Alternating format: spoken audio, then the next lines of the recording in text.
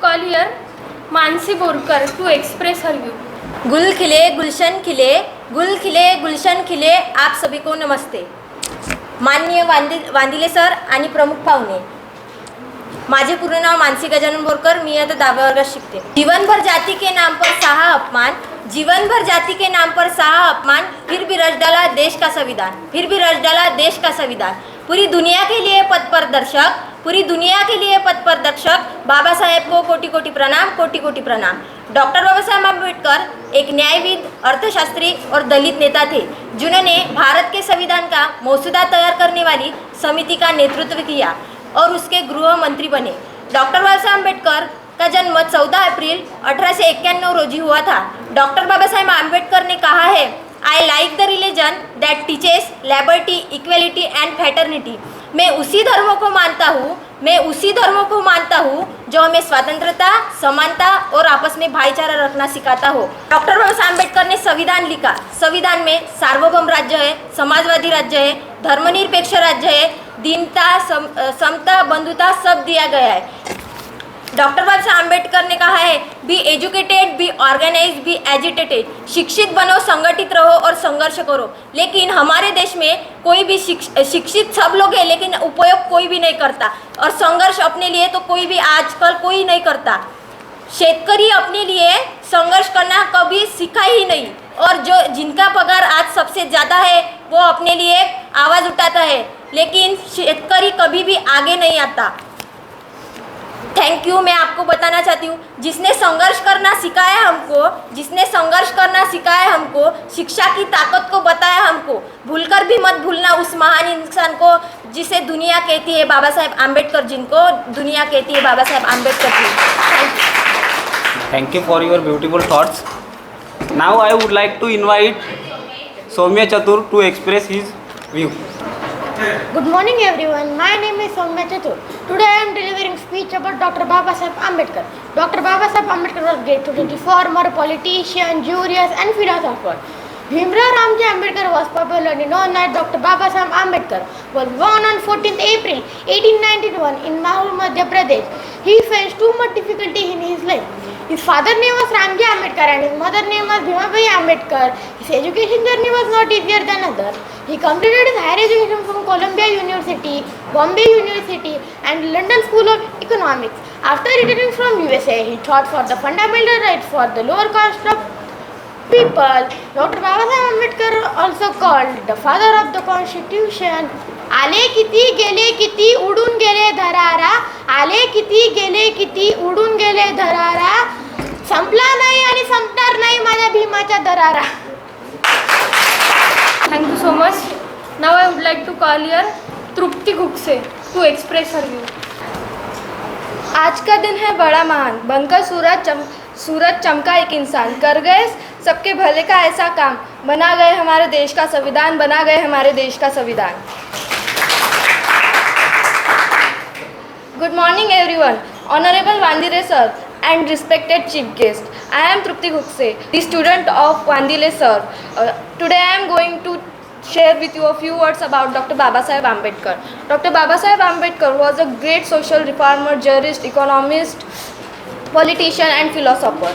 He was born on 14th April 1891. He himself has faced a lot of justice in their problem. His education is not easier than other, yet he was not discouraged. He strongly believed that education should be provided to all sections of the society. He completed his higher education from Bombay University, Columbia University and London School of Economics. His message to youth was educated, agitated and organized.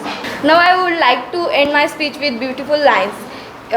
ये शान ये शौकत ये ईमान न होता, ये शान ये शौकत ये ईमान न होता, आज कोई इस देश में किसी का मेहमान न होता.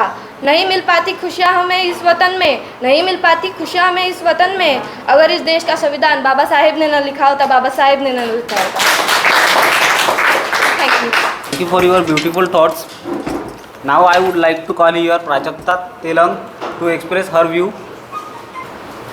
मी प्राजक्ता प्रशांत तेलंग, शिल्पकार, क्रांतिसूर्य, विश्वरत्न, बोधिसत्व, महामानव डॉक्टर बाबासाहेब आंबेडकर इनके जन्म उत्सव पर मैं आप सभी को हार्दिक शुभकामनाएं देती हूँ।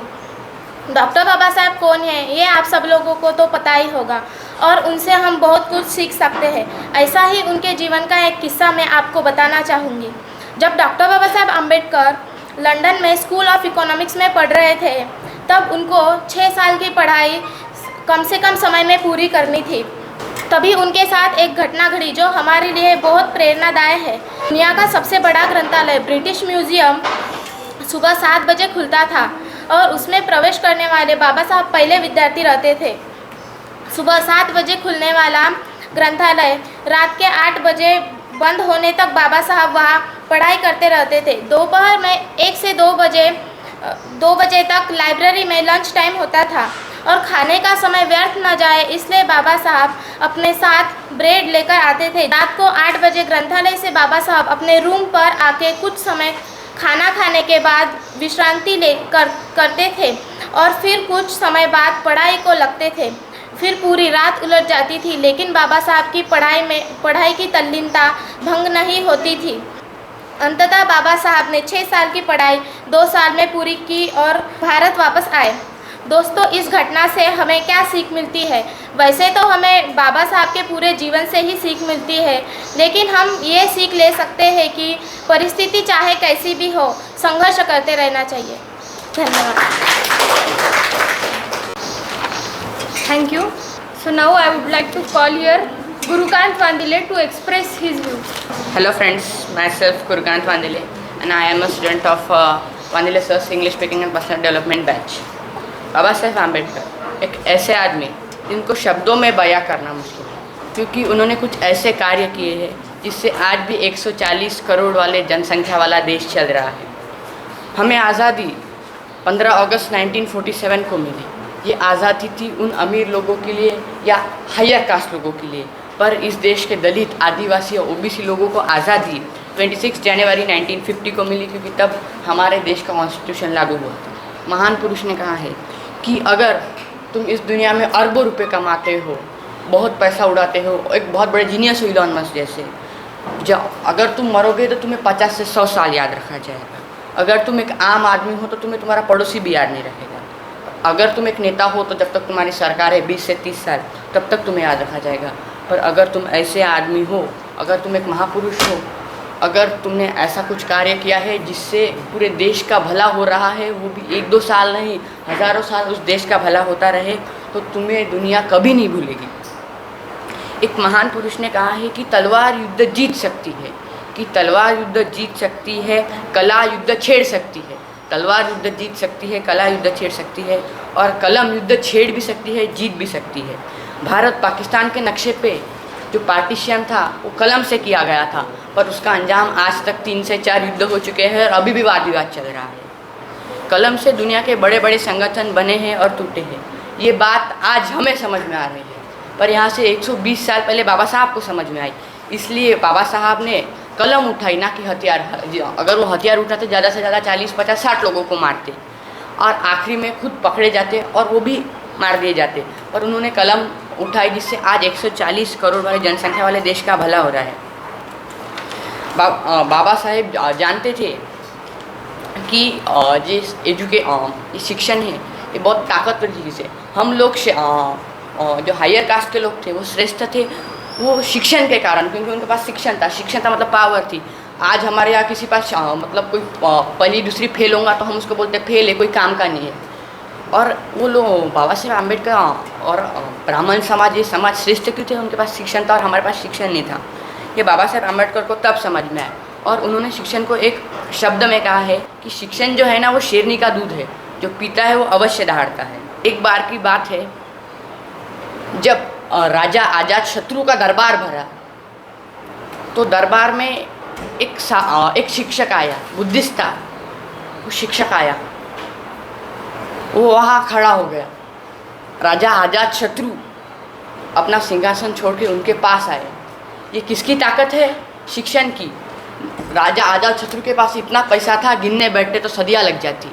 उनके पास बहुत बड़ी सेना थी, बहुत ज़्यादा पैसा था, पर वो राजा आजाद शत्रु किसके सामने झुके? शिक्षण के सामने। बाबा साहेब आम्बेडकर ने इतना बड़ा कॉन्स्टिट्यूशन लिखा, इतने शेड्यूल लिखे, इतने आर्टिकल लिखे, पर बाबा साहेब आम्बेडकर ने हर एक समाज को इक्वल राइट दिए। ऐसे थे बाबा साहेब आम्बेडकर। इतिहास बनाने के लिए 100 नहीं लगते, एक ही बना पाता है। इतिहास बनाने के लिए 100 नहीं लगते, एक ही बना पाता है। बदले में वो नहीं बोलता, उसका संघर्ष जवाब देता है। Thank you. Thank you Guru.